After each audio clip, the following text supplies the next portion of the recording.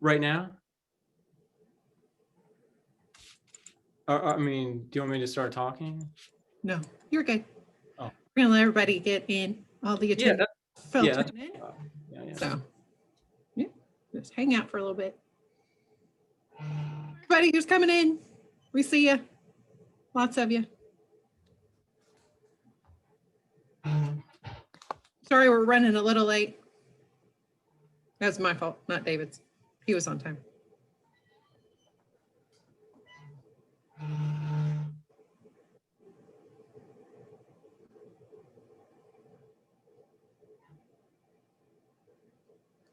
We'll wait just a couple more minutes, make sure everybody can get in. Welcome. We're excited to have you here tonight.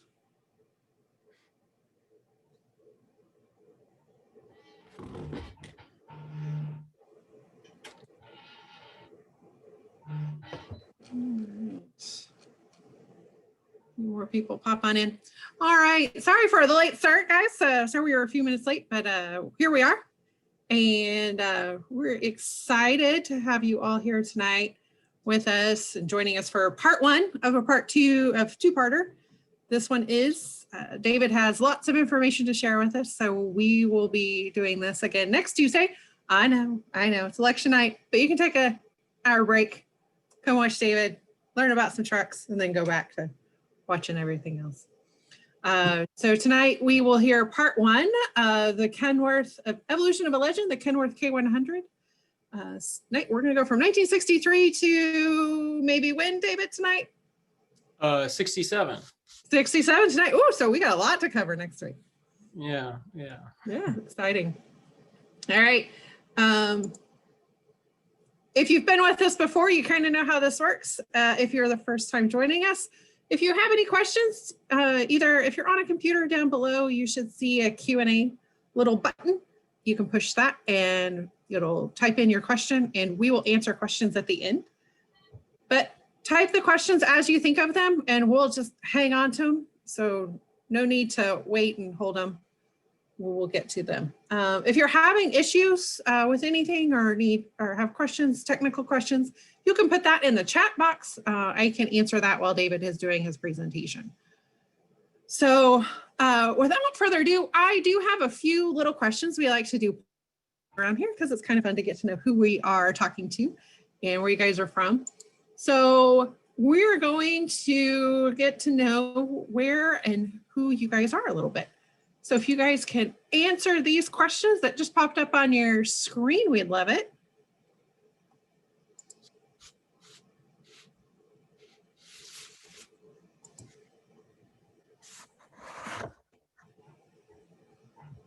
Where everybody is.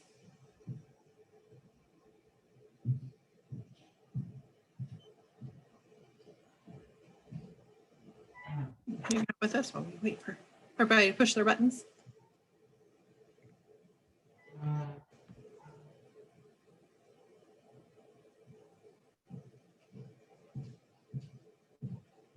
David, you've got some who are, I guess it's morning in Australia. Got some Australians. I know. A few Canadians joining us. They're cold enough. They stayed inside. All right, looks like we got most everybody. So yeah, we got a lot from the Midwest. We're cold here. I'm in Kansas City. David is fortunate. He's in California, so David, don't talk to me. It's just another sunny day. I know. And hey, there's kind of what we usually get. Let's see who we have. So that's awesome. I love that. And I have one more I just like to do just to kind of get to know. We're thinking about doing another webinar on kind of a different topic. So we're kind of going to get your opinions and where you guys are doing. Answer these questions for me if you'd like.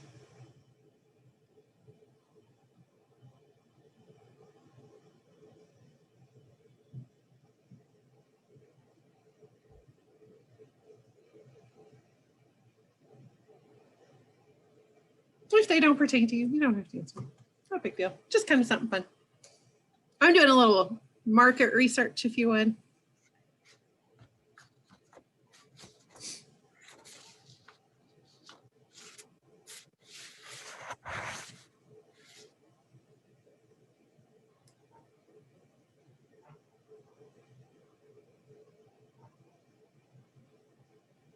Awesome.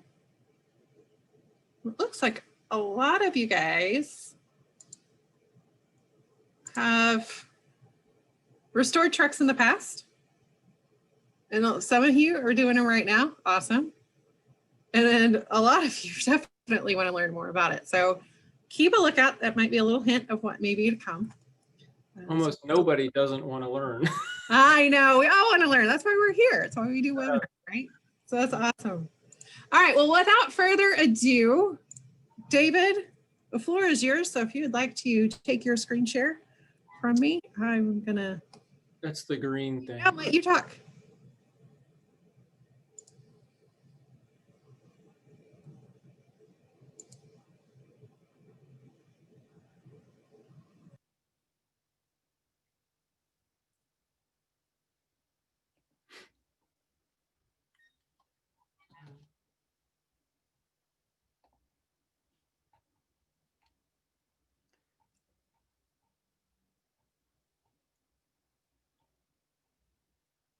I'm not really sure what you're seeing right now. Oh, we're seeing it. Yeah, if you'll just hit play from start, we're seeing exactly what you're seeing. So if you'll just hit play from start, you're good. Perfect. Okay, this is what I want you to see now. Okay. Yep. Perfect. All right. Well, good afternoon to everybody, and appreciate everybody joining in today. My name is David Eichelbaum, and I've been an ATHS member for, I guess, about 12 or 13 years ago, when I first bought a 1973 K100 myself. My background is mostly in musical instrument restoration and building, but have worked in the automotive industry, have done a lot of unfair number of automotive restorations, cars mostly, but been working on this Kenworth of mine for a good while now. Hope to have it finished one of these days. But part of what I've enjoyed about it is sort of the research and learning about the history of things. Today's presentation is actually based on an article that I wrote back in July for the July-August issue of Wheels of Time. So that was on the development of the K100, and I'll tell you right now that that's a much more comprehensive coverage of everything. So we only have so much time today to get to things. So I'm going to kind of try to hit some of the high points, the sexy stuff, the things that I've learned along the way. But if you don't have a copy of that issue, pick it up, call headquarters and see if they have any extras. I'm sure they do.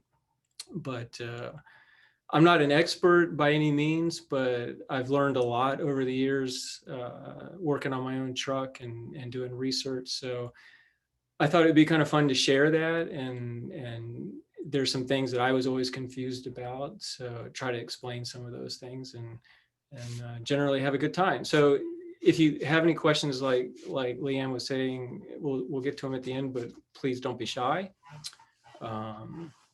So without further ado,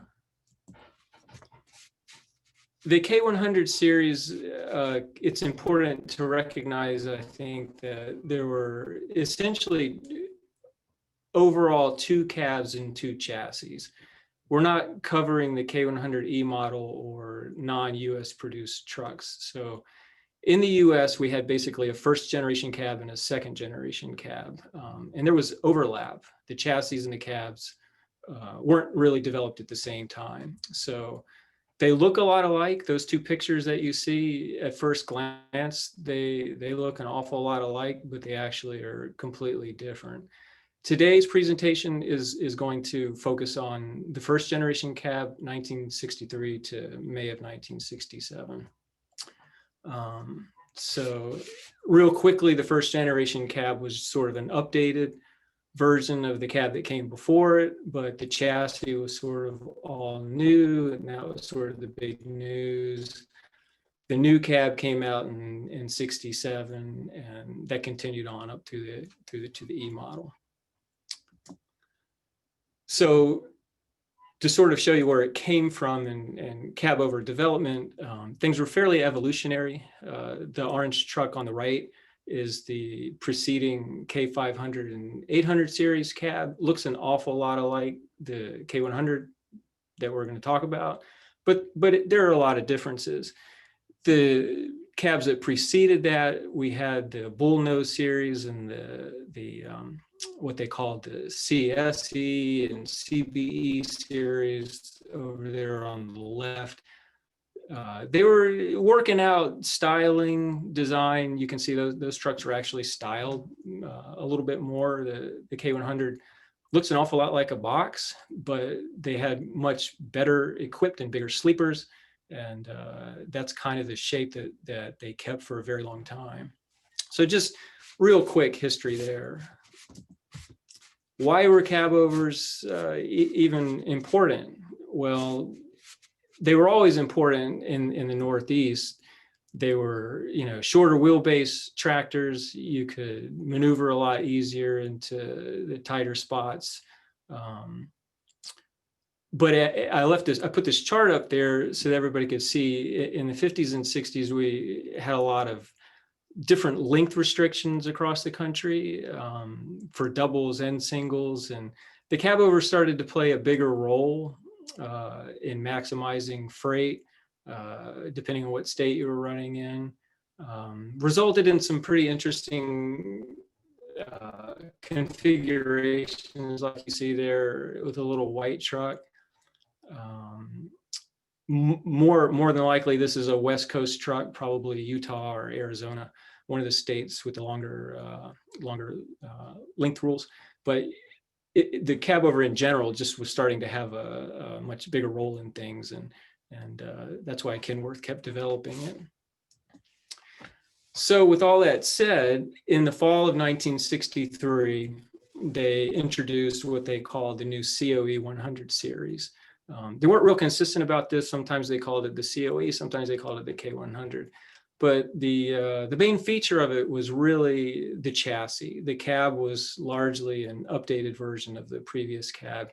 And I'll get into what that was all about in a minute. But the big deal was the fact that it had a new tapered frame chassis to it.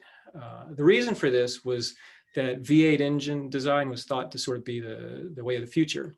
You had, of course, Detroit V-Series engines. You had Cummins medium V-Series engines and the upcoming Caterpillar 1676. And I guess at the time it was thought that this was the way of the future. Didn't really work out. We'll see that. But that was really the heart and soul of the whole thing. Again, the cab was largely an updated version. The interior was also updated a little bit, and we'll show all of that. 1964 base price for a K125 torsion bar equipped tractor was $23,000. I haven't done the math on what that is today, but it wasn't cheap. And here we have a little closer look at the chassis that we're talking about, the tapered rail chassis. You can see how the frame rails begin to taper towards the front, sort of just behind the cab.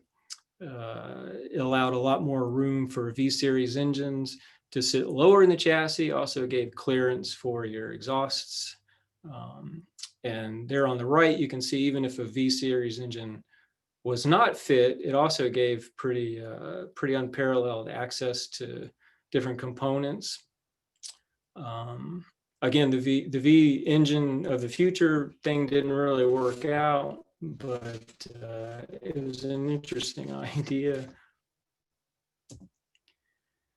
A minute ago, I showed you a picture of a little red truck sitting next to a conventional. That wasn't accidental. At the same time that the new K100 came out, there was a sister model conventional they called the W100 series. It was essentially a conventional cab and hood stuck onto the new K100 chassis. If you look at the little red truck there on the right, you'll see a K100 bumper, and it has a center tow hitch. Over on the left, you can see that the frame rail starts to taper just in front of the gentleman standing there. and you can see the raised up steering gear. Don't really know why they did this. Didn't even know it existed until 6 or 7 months ago myself, but it seemed to be pretty short-lived. I'm not personal friends with him, but ATHS member Jake Wynn, I believe, owns the first one of these that were made. Not real sure if it lasted much beyond 65 or so, but it was sort of a theme at the time, obviously, that they were working. They didn't keep it for very long for either one. So now I kind of want to talk about some of the things that confused me a lot, and I think are confusing for everybody, including the people that worked at Kenworth. And this is model years. I want to talk about model years a little bit, chassis numbers, the different series. There were some submodels, and then get into sort of production locations and time frames. It seems that one of the more popular sports on the interwebs is to post a picture of a truck and see who can guess what year it was. I always find this interesting because there really wasn't any such thing, at least up until 1975. Kenworth themselves stated, these are factory documents we have here, and they state very clearly Kenworth produces no yearly model years, and changes, of course, can occur at any time. This gets confusing because even my own truck was built in August of 73, but when I bought it, the title said 74. So what would happen a lot is that a truck would be built in August. It didn't get to the dealer until that fall. Snow started to fall, and maybe the truck wasn't even purchased until February the following year. At that point in time, the truck would have been registered as the next year, whatever it was in February. And that has nothing to do with build details or when the truck was actually built. So this really went on until they finally caved into pressure from the financial institutions. Certain states were requiring a model year, lending organizations, and so they decided to make September sort of the change point in 1974. And so that anything built after September 1st of 74 was a 75 model, and so on and so forth for the years that followed. But up to that point, there really were no model years. And so I like to use chassis numbers if I can find them, and build details and build dates when referring to details about the trucks. So just thought that was kind of interesting. The chassis number that I just mentioned in this era was always a 6-digit number. It was located in a number of different places on the trucks. In this era, with the first generation cab, there'd be a series of plates either on the door or behind the driver's head, depending on whether the truck had door upholstery. It was also stamped on the frame rail over on the right-hand frame rail underneath the engine area. It was stamped on the bumper. It was later, again, on the later series cab, stamped on the back of the cab too. But part of what you got when you bought a truck was a document called the Chassis Bill of Material from Kenworth. And this was essentially a line by line item document showing each and every component of the truck. And these are really useful to have for buying parts today. You can look up the part numbers right there. You can still get a copy today. Some dealers can get them for you, or you can call customer service at Kenworth directly, and they'll oftentimes send you a PDF of it. So this was sort of the heart of the truck, was the chassis number. So there were essentially 5 different series of the K100s. Like I said, today we're only going to talk about the first generation cab, which includes the first 2 series. But from the fall of 63 to February 66, you had the original first generation series cabs with the new tapered frame chassis. Long about February of '66, they made some modifications to the frame, to the castings on the front of the frame, and we start to see the A suffix show up in build records and parts books.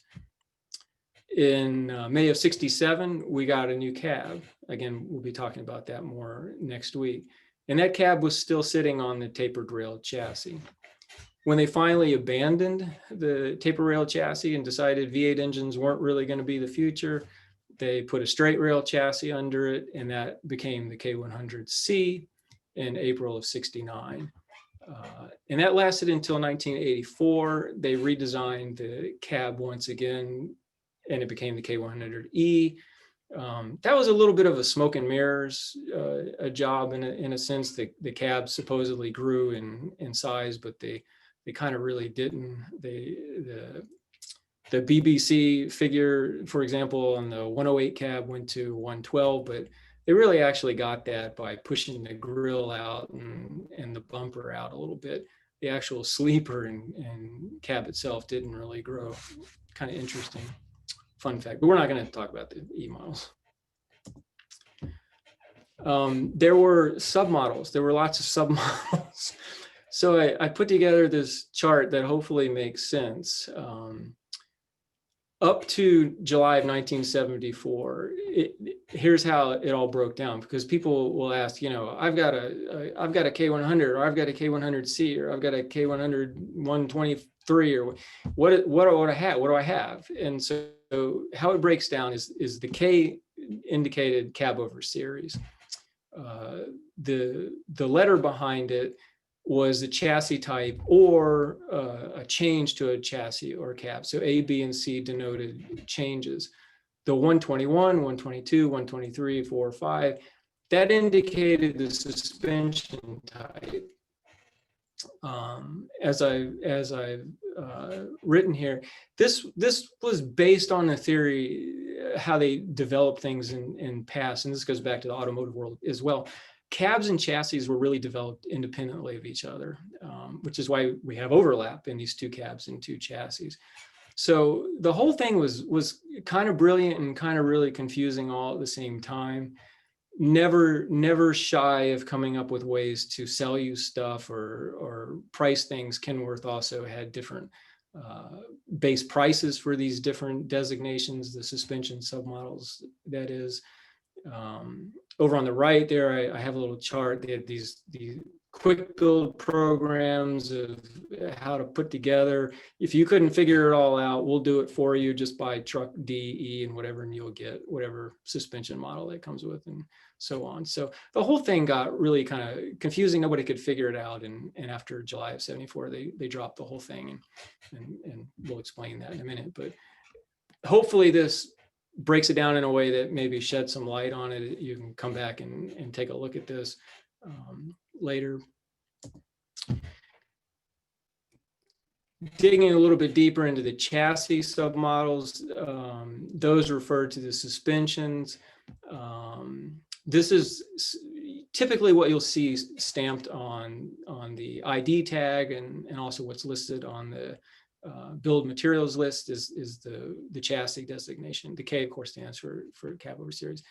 But real quickly, K121 was a 2-axle truck, single drive up to 34K. The 122 was a 3-axle with a single drive and a dead axle or tag axle. K123 was a 3-axle with a live tandem up to 47K. This could be either the proprietary air ride system that Kenworth offered or any other vendor supplied suspension. The K124 was a heavy duty version, up to 55K, although there were greater capacity suspensions than that available, but they would lump it all under that suffix. And the K125, they reserved specifically for their proprietary torsion bar suspension. So hopefully that explains a little bit about what those suffixes mean. Production took place in different factories. and that made a difference in a lot of different ways. But real quickly, the original COE production, the original K100 production took place in Seattle from fall of '63 to April '64. These trucks received chassis numbers beginning with 1, excuse me. In early '64, they shifted partial production over to a new Kansas City, Missouri plant, which was formerly a Dart plant. These trucks received chassis numbers starting with 2. Seattle continued to produce trucks, and those were still using the chassis numbers starting with 1s. In July of '66, all the production got shifted over to Kansas City. The exception being Seattle continued to produce cabs for Australian consumption. And these were first generation cabs, even though the later cab had come out already. In 1971, the demand was getting very high. Overflow production was handled by Sicard in Quebec. And in April '74, they opened a brand new plant in Chillicothe, Ohio. It was originally designed to build both W900s and K100s. And the first K100 was produced there. Excuse me, I should have said it was originally designed to build, I think, just W900s. But the first K100 produced there was on September 11th, 1974. In April of '82, Kansas City plant finally closes, and all future U.S. production was in the Chillicothe plant. Back to real quick, the suffix thing. In May of '74, as I mentioned, it was all sort of dropped, but at the same time, we got new suffixes indicating where the truck was built, as you can see from the little inset there. S was Seattle, K, Kansas City, and so on. It's important, I think, to note that when talking about features and things by looking at pictures on the internet and whatnot, it's important to realize that the factories had a certain amount of autonomy. They were allowed to do things a little bit differently. The factories had full fabrication shops in this period of time. So if you see brackets, different from other brackets and whatnot, it's probably because the truck was built in a different factory. It shows up with paint jobs as well. There were designs, but they were sort of suggestions. You could order 2 trucks and receive them built in different factories, and the paint jobs don't match. So it's pretty interesting, but a lot of what look like anomalies or changes are really just differences between which factory built the truck. So now I'd kind of like to just go through the features of trucks themselves. We'll talk about the chassis a little bit, suspensions, cabs, so on and so forth, sort of in order. At the heart of it, like I was saying a few minutes ago, the tapered rail chassis was really the thing that they were talking about. This is a pretty good picture showing how the frame was designed. Again, the A suffix shows up in 1966, and it really had only to do with these aluminum castings on the front of the frame where the bumper mounts. A quick way to sort of determine whether it's a non-A or an A model is that the bumper bolt pattern changed a little bit. Different castings, different patterns. One of the interesting things is there's always a square cutout in the bumper on the steer side. It's not a step. I mean, if it's on the left side, it is a step, but it's actually required on the steer side because of the way the chassis tapered down and the angle of the drag length. It was required for the drag length to clear on full right lock. So every single tapered rail chassis will have that cutout, whether the bumper has any other cutouts or not.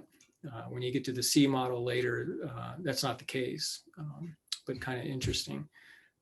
All of the K100 series featured tilting cabs, which was not the case for all the previous COE designs. So Kenworth had a couple of proprietary suspensions that they liked a lot. They would install just about anything, but they were sort of famous for their torsion bar suspension, and that came out, I believe, 1938. And the air ride suspension, they call it heavy duty air suspension, four bag system, whatever you want to call it, sort of twin trailing arms. This was first featured in 1958 and used straight up through till 1977 or so, when it was replaced by the 8-bag system. So it's kind of interesting how long it's been around. I've heard people, say that they never even heard of it, but it was around for quite a while. They had a premium air suspension for quite a while. So getting into the cabs now, just a quick look at them. As I've said, the cab itself was sort of a evolutionary overhaul from the previous cab. At the bottom right corner, the 500, 800 series cabs. Really quick way to tell them apart is the fender skirts. Otherwise, they look pretty similar, but all of the K100 series had a sort of single swoop up over the tire, and all of the previous 500, 800 series cabs had more of a Peterbilt style wraparound side skin. The little document I have inserted here is pretty funny. It's a document that Kenworth issued to dealers on sprucing cabs up for resale.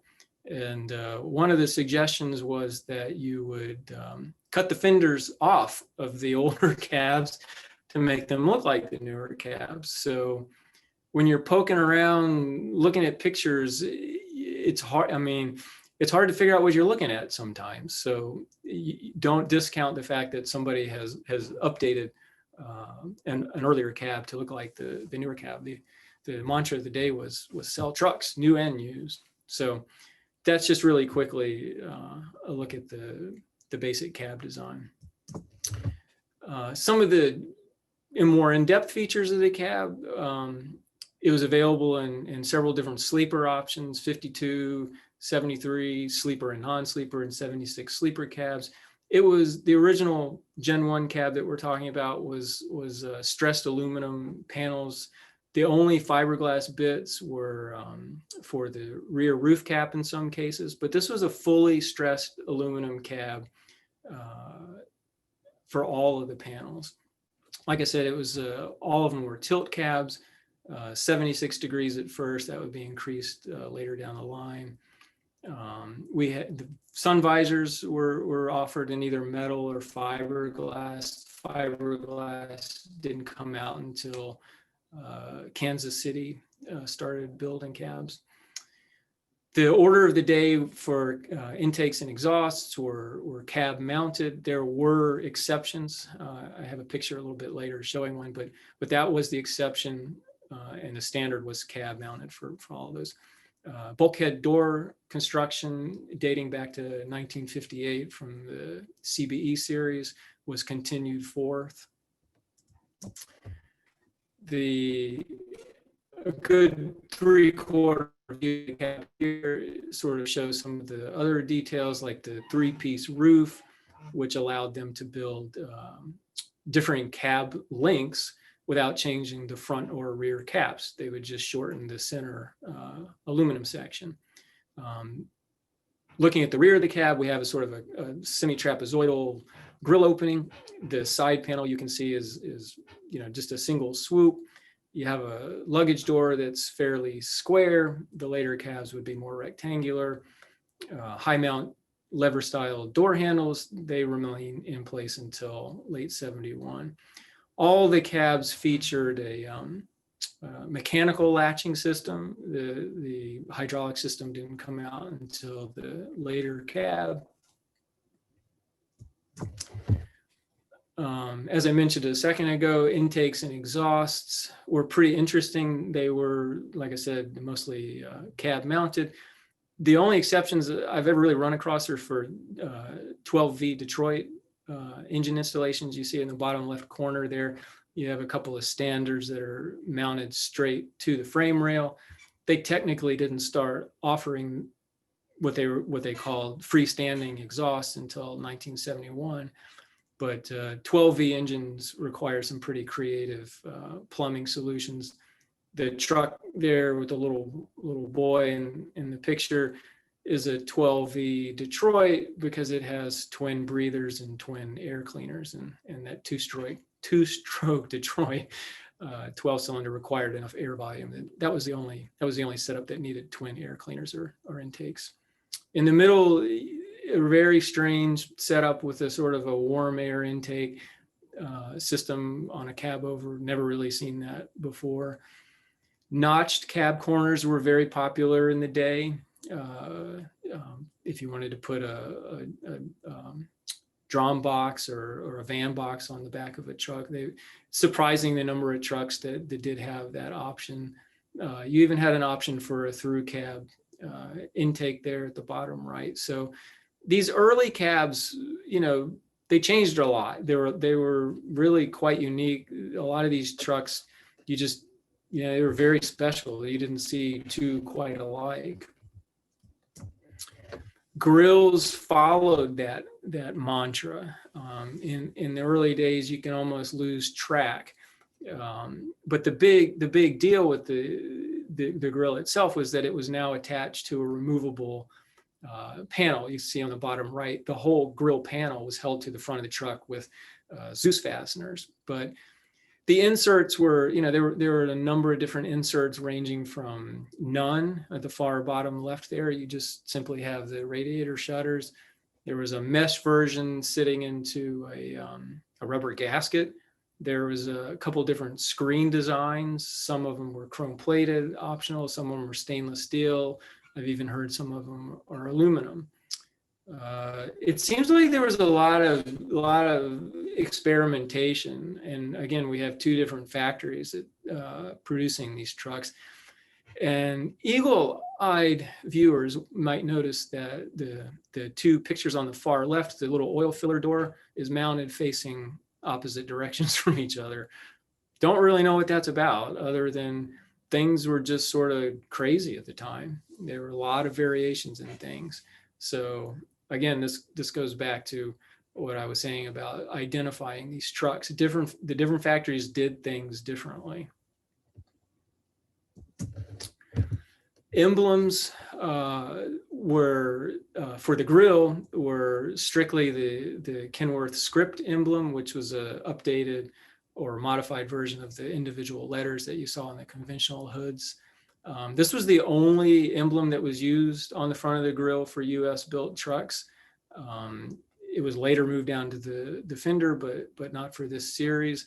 Above the tire under the door, you got one of three different plaques.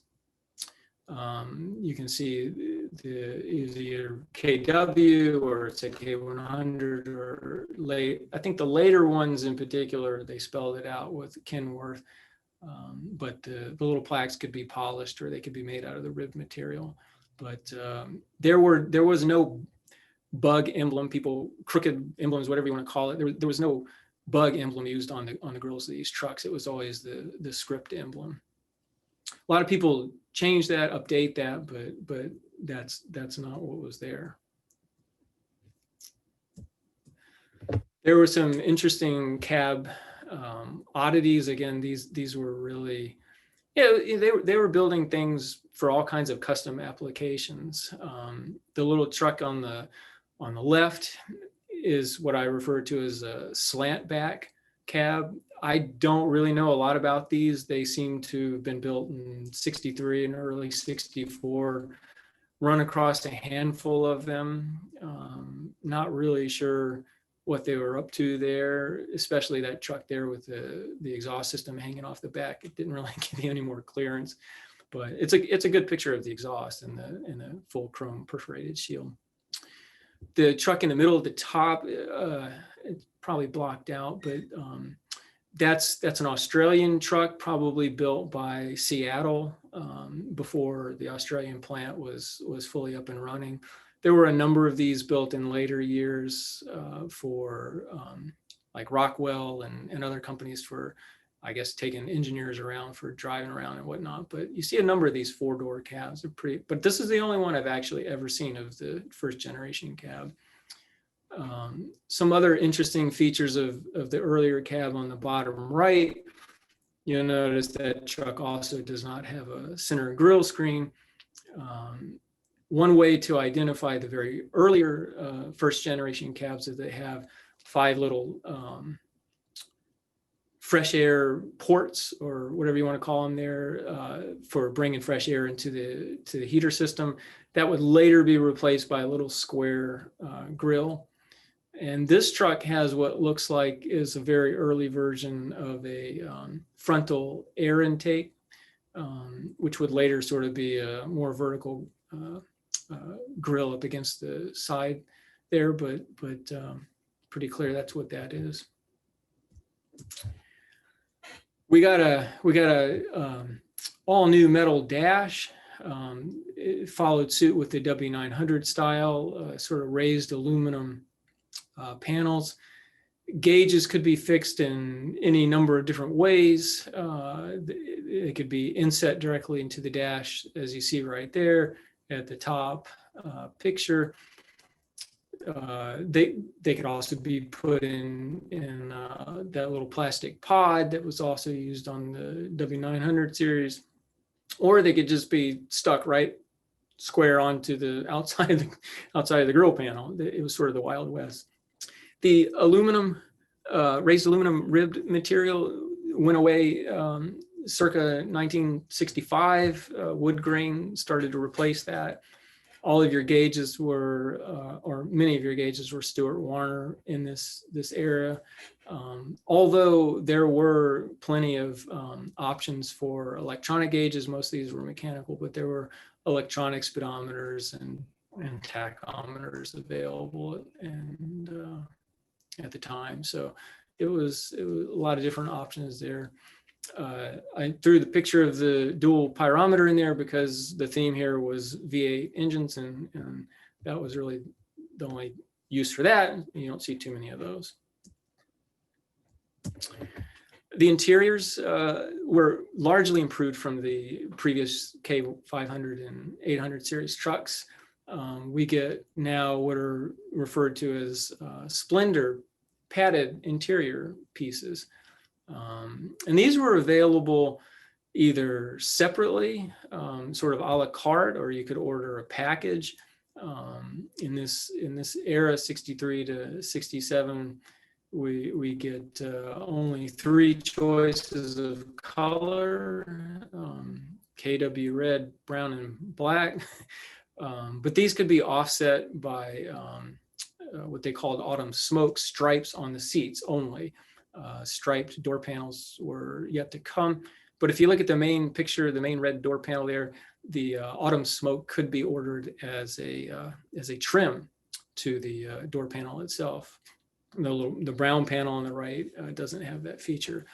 At the same time, they introduced a new air rider seat, which would evolve over the years. But this was their first shot at a air ride seat.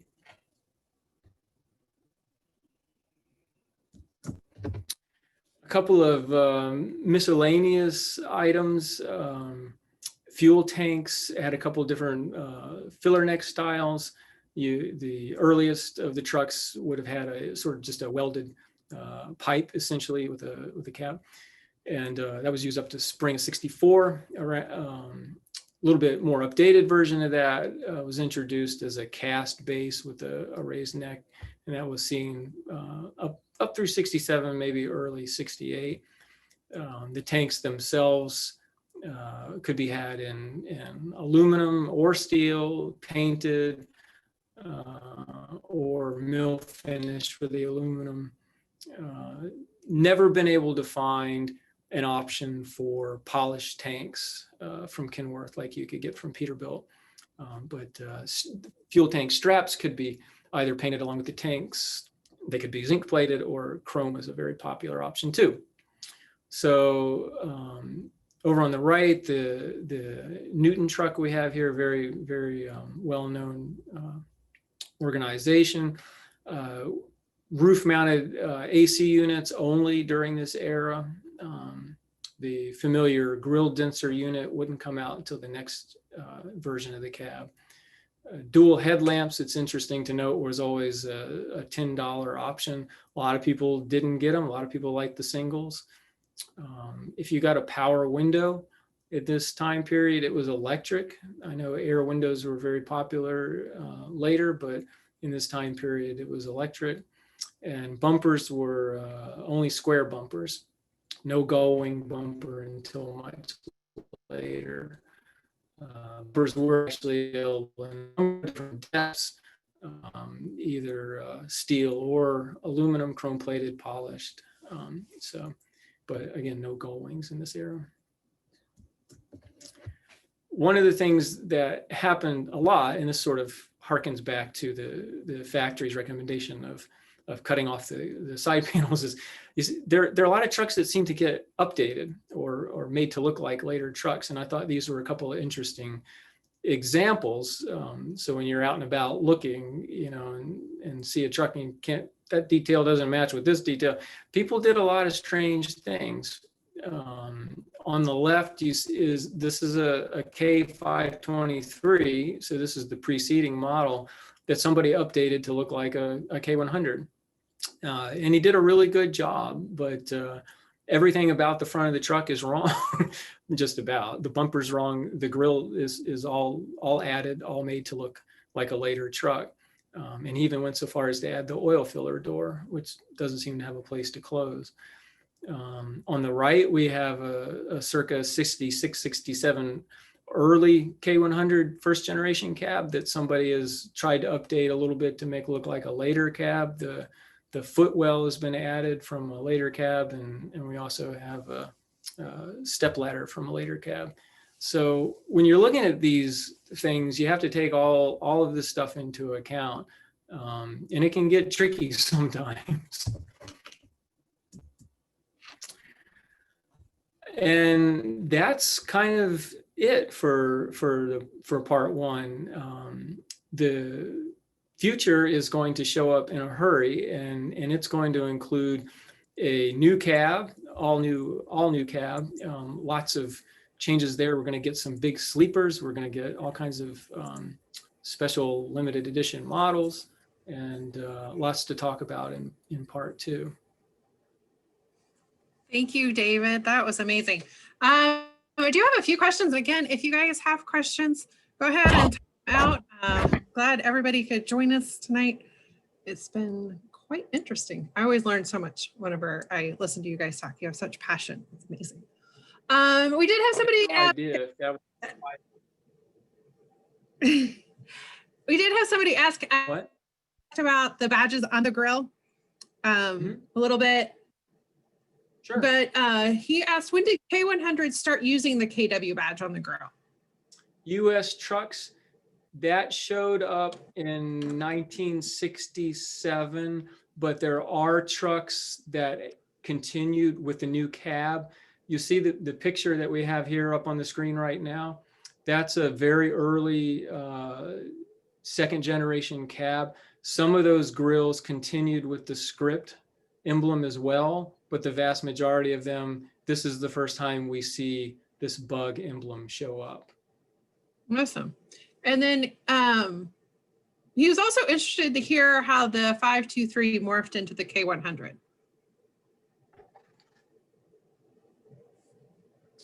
Say again? He was interested to know. Say that again. He was interested to hear how the 523 morphed into the K100. Okay, the 523. So that's one of the 500/800 series of trucks. So that was replaced by the K100 entirely. The 500 series trucks had straight frame rail chassis and a totally different cab. So it's a totally different model, actually. Okay. I had another question from somebody. What purpose does a setback front axle serve? Was it available on all models built? I have never personally researched that. I mean, the purpose of it was to provide tighter turning. I've not run across it much on these early trucks. You see it mostly on E models and some C models later down the line. But to be perfectly honest with you, I just have never found that on these earlier trucks. Has he got an E model, or what's he got that he's asking? I don't know. If whoever asked that question can type in the follow-up, that would be awesome.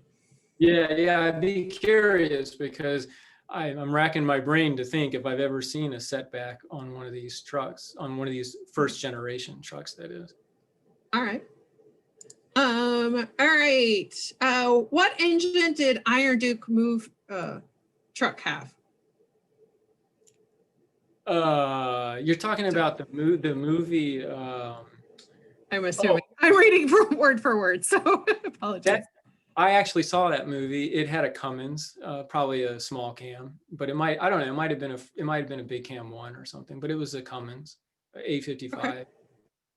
Awesome. All right. I'm sure the freestanding exhaust system was available in 1970, as my 211869 had one when I bought it new. Okay. Captain John. Again, these things were not again, you don't, I think I did say 1971, which I may have misspoken, but okay. I can look it up and see exactly, but it wasn't a year thing. I mean, they began offering freestanding exhaust systems around 1969, 70, I think even, but it was always an option. But like I said, and in that earlier slide, we see, freestanding or standards bolted straight to the frame rails, even for certain applications, much earlier. Okay.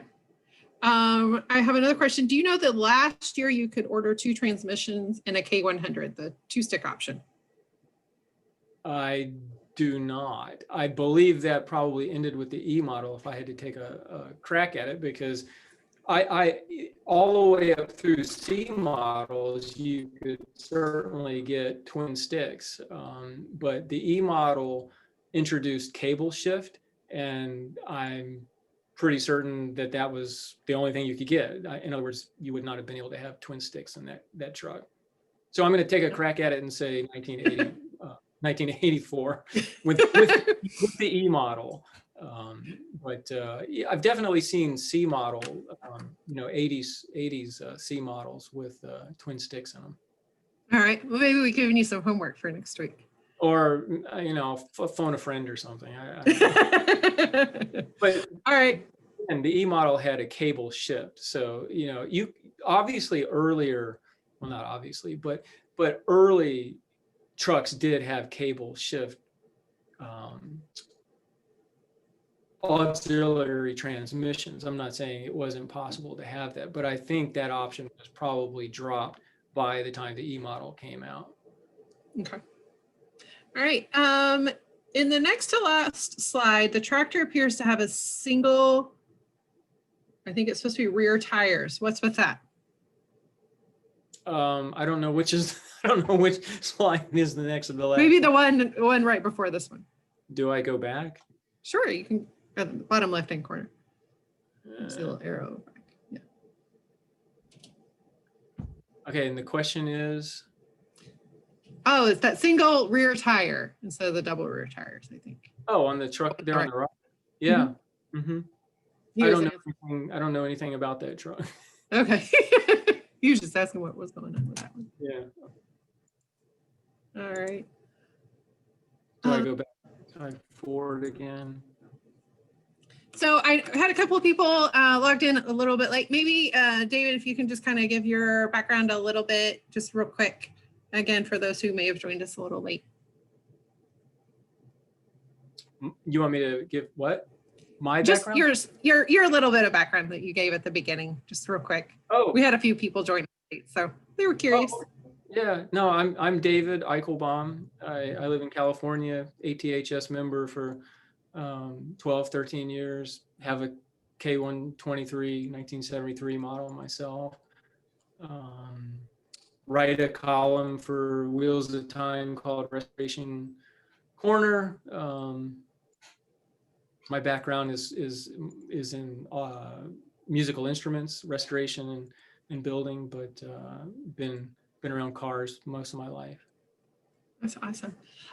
We had a few questions, so I'm gonna put this slide up. Our next part 2 will be next Wednesday, and we will actually be starting next week at 7. Give some of you guys a little time to make sure you go out and get voted or get your vote, and then come join us. Take a break. Enjoy some of our members, helping members with their information. Thank you, David. You guys have done amazing amounts of research. It's quite impressive. Well, it's fun. I mean, that's half of the fun of it for me, is learning about it, and you know, I didn't know anything much, and so, you know, it's sort of fun to try to share it and pass it on. That's awesome. And yes, if I did misspoke, I apologize. It is November 3rd. It is Tuesday. So I apologize if I said Wednesday. I didn't mean to. And we had a couple of people just ask if maybe you'll have some information on locating parts for next week for those who are currently working on a truck. Okay. If you would, I mean, the more specific question, I could give a more specific answer. Some parts, okay, you know, are pretty easy to find, and other parts not so much. So, you know, if you're looking for brakes, you know, that's pretty easy. If you're looking for cab trim, that's a whole different answer. Gotcha. Yeah, and if you guys have questions before next week, you can email events@aths.org, and we will get those to David beforehand so he can do his research and have the answer ready for you. Sure. As always, we will have questions that we'll take at the end again. Thank you, everyone, for joining us, especially all you guys who got up early in Australia and logged on with your coffee as we're all logging on with our waters here in the US. Any last minute questions? We have just a couple minutes. If anybody has any last few minutes questions. If not, thank you. Thank you, David. Yeah. Oh, sure. Well, thank you to everybody for joining us and taking time out of your evening or afternoon or whatever it might be. And next week we'll have some fun with the later cabs, and bring your questions and comments, and we'll have a good time. Yes, and if anybody wants to let others know, Marty Glom, he did say he has his coffee too, but I think he drinks coffee all day long. From what I've noticed. Thank you, Marty. We will make the slides available. David was going to do that for us. We'll do that after we do part 2, so we'll make that all available. But the recording of this will be available tomorrow on our website. So if you know if somebody missed it, want to share the wealth, we love helping our members and those who want to be members of ATHS. So just direct them to aths.org/webinars. And if anybody has any questions at all, you know, that you think about later or whatever, feel free to get in touch. I'll do my best. You know, you don't have to wait till next week. So. Oh, you don't. Yeah. All right. Thank you, everyone. Have a nice evening, and we will see you next week. Bye. Bye.